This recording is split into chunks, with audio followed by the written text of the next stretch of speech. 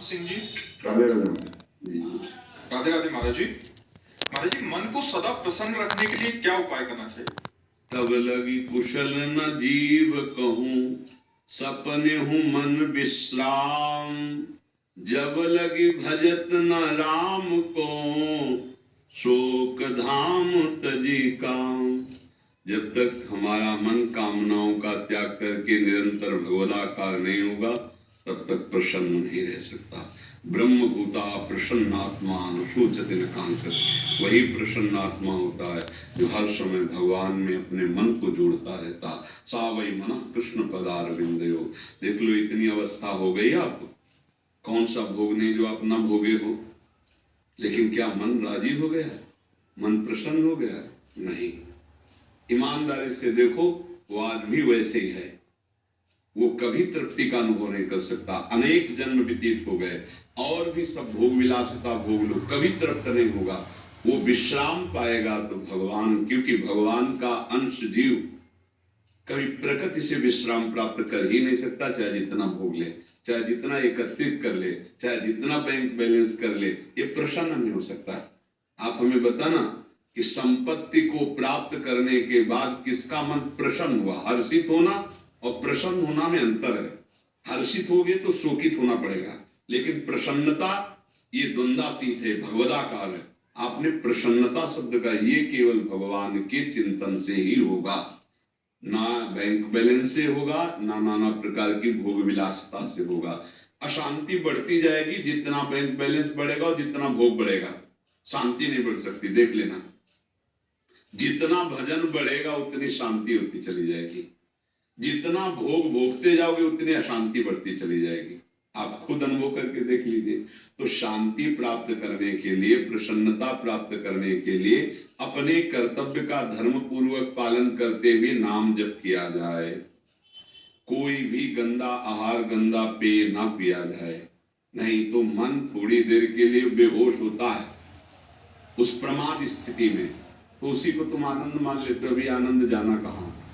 होश में चैतन्य होते हुए भी बेहोश रहना एक बड़ी अद्भुत स्थिति होती है। वो भगवान से प्राप्त होती है। आप भगवान के अंश हो, प्रकृति के अंश से आप कभी सुखी नहीं हो सकते हो। चाहे जितना प्रकृति को भोग लो, कभी मन प्रसन्न नहीं हो सकता। ऐसा लगता है कि एक चीज आज मन मांग रहा है, खा लें तो हम प्रसन्न हो जाएंगे। अगर ये हम भोग लें तो प्रसन्न हो जाएंगे। लेकिन जिसको तुमको सोच रहे हो कि भोग लें, उसको कोई भोग रहा है, लेकिन वो भी किसी और के लिए सोच रहा है। वो भी ऐसा नहीं कह सकता कि अब कथुनाथ न चाहिए मोरे, मैं प्रसन्न हूं, अब मुझे कुछ नहीं। ये नहीं कोई बोल सकता। ये वही बोल सकता है जिसका चित्त भगवान से जुड़ा हुआ है। तो हमारी प्रार्थना है, नाम जप कीजिए, अपने कर्तव्य का पालन कीजिए। बार बार मन संसार में जो जा रहा है वहां से हटा के प्रभु के चरणों में, प्रभु के नाम में लगाइए, तो ही मन प्रसन्न हो सकता है। हमें तो आज तक और कोई उपाय नहीं लगा, न शास्त्रों में, न महापुरुषों के वचनों में। ऐसा कोई उपाय नहीं है जिससे अन्य उपायों द्वारा मन को प्रसन्न किया जा सके। आप देख लो, ये किसी भी वस्तु को स्थायी नहीं पकड़ता। मन को देख लीजिए, आप जिस वस्तु से प्रियता मन दिखाएगा, थोड़ी देर के बाद, थोड़े दिन के बाद, थोड़े समय के बाद वो उससे हट जाएगा और दूसरे की तरफ देखने लगेगा। इसका मतलब है कि केवल फंसा रहा है, ये कहीं तृप्त होने वाला नहीं। और एक बार प्रभु में लग जाए, अभी लगा नहीं, एक बार प्रभु में लग जाए तो हटाए नहीं सकता। ध्यान रखना, जैसे तुम नाम जप करते हो तो विषय चिंतन नहीं छूटता, ऐसे विषयों में उसको रखा जाए तो भगवत चिंतन नहीं छूटेगा। मन की खासियत है, अगर उसको सही जगह पकड़ा दो फिर छोड़ने वाला नहीं, गलत जगह कहीं टिकेगा नहीं। ये मन भगवान का अंश है। इंद्रियाणाम मनश्चास्मि, ये तभी रुकेगा, तभी प्रसन्न होगा जब ये अपने अंशी में पहुंच जाए, भगवान के चिंतन में। हमारे हृदय की बात ये, अगर आपका किसी का कोई अनुभव हो कि मन इससे प्रसन्न हो जाएगा, तो आप बताओ, कुछ है ऐसा जिससे आप मन को प्रसन्न कर पाए हो आज तक, या कर लोगे?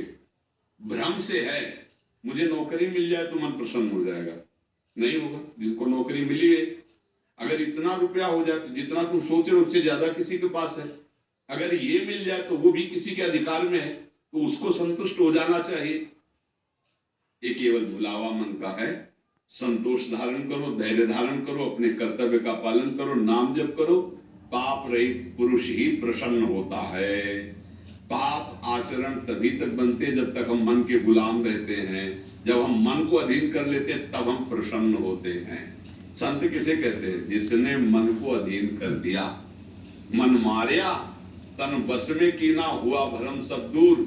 बाहर से कछ दिखत नाई, अंदर चमके नूर। आपको त्याग जगत में बैठे नहीं किसी से काम, उनमें तो कछ अंतर नाई संत का चेहरा। आप गृहस्थी में रहते हुए भी संत हो सकते हैं। आप अपने धर्म से रहते हैं, धर्म की कमाई से परिवार का पोषण करते हैं और जितना बनता है भगवान का नाम जप करते हैं, कोई पाप नहीं करते, तो आप देखना आप प्रसन्न होने लगोगे, आप हृदय में आनंदित होने लगोगे। अब गलत आचरण करोगे तो बैठे बैठे डिप्रेशन में पहुंच जाओगे। पापाचरण गंदा चिंतन कराता है और कल्पनात्मक भय देता है, उसी भय से तो डिप्रेशन आता है। बेमतलब की बातें मन में, जैसे एक ने प्रश्न किया था अंग्रेजी में, ओवर थिंकिंग। तो हाँ, तो उसको समय क्यों दे रहे हो ओवर थिंकिंग का? नाम जप में लगाओ। हमने एक दिन सत्संग में सुनाया था कि एक गुरुजी ने शिष्य को मंत्र बताया कि इससे तुम भूत सिद्ध कर सकते हो, भूत सारे कार्य कर देगा। तो उसने मंत्र को अनुष्ठान किया और भूत सिद्ध कर लिया। अब भूत प्रकट हुआ, उसने कहा हमें काम बताओ। तो जो काम बताते 1 मिनट में कर देता। तो कहा काम नहीं बताओगे तो तुम्हें उठा के पटक देंगे। अब वो गुरुजी से बोले कि तो समस्या हो गई, भूत सिद्धि। वो कह रहा काम बताओ, जो काम बताते हैं वो क्षण में कर देता है। खाली वो कह रहा खाली नहीं रहेंगे, नहीं तो हम तुम्हें पटक देंगे। तो गुरुजी ने कहा एक डंडा बांस का ऐसे गाड़ दो और उससे कहो इसी पे चढ़े उतरे, और जब काम हो तो काम करवा लो। तो बात समझे? भूत कौन है? ये मन उठा के पटक देगा अगर खाली रखोगे। क्या करना है?